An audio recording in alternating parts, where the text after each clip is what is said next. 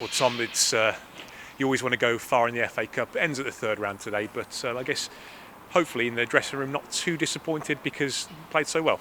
Yeah, there's obviously quite a lot of positives we can take from that. Although we did lose the game, I thought it was just a lapse of concentration. I think someone ran to the back post from midfield, and on another day it might not have fell to him, but it did.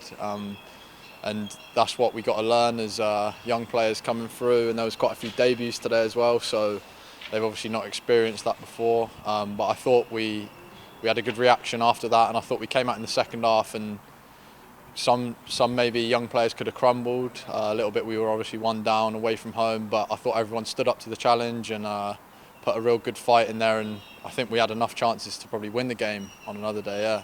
That's it. I mean, again, a young team playing against some quite experienced players. They had some changes, but a lot of experienced players out there, and matched them. Oh yeah, for sure. Yeah, I thought right up until the end we could have won that game. I think we've hit the bar twice. Had two saved by the keeper, good saves. But yeah, as I say, it was a good fight, and another day it could have been a win. Yeah. And yeah, like you say, pushing them all the way, and with a young team, you were one of the more experienced boys out there, weren't you? Yeah, it's funny actually. Obviously, Sam passed me the armband at the end, and I was sort of looking around and thinking I'm probably the oldest player on the pitch, and I'm, well, apart from Luke, and I'm 22. So no, it's great to see the lads coming through, and the conveyor belt still carrying on. And no, I hope that all the lads who did come on, they can make many more appearances for Reading. Because yeah, that's what they want to do, is be professional footballers. Yeah. And they certainly, yeah, as you say, good account of themselves.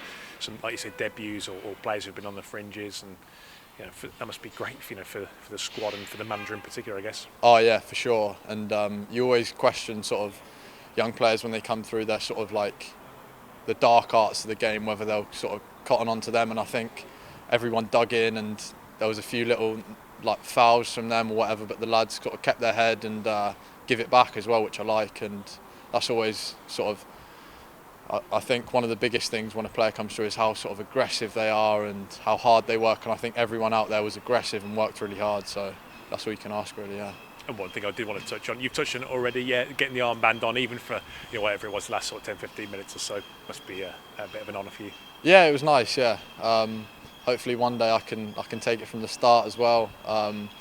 But yeah, it's something that I've got to try and get more into my game, is talking on the pitch. I think that can sort of take me to the next level if I can sort of communicate more. I think I do it all right at the minute, but there's always room for improvement. So hopefully I can captain Reading again at some stage. Yeah.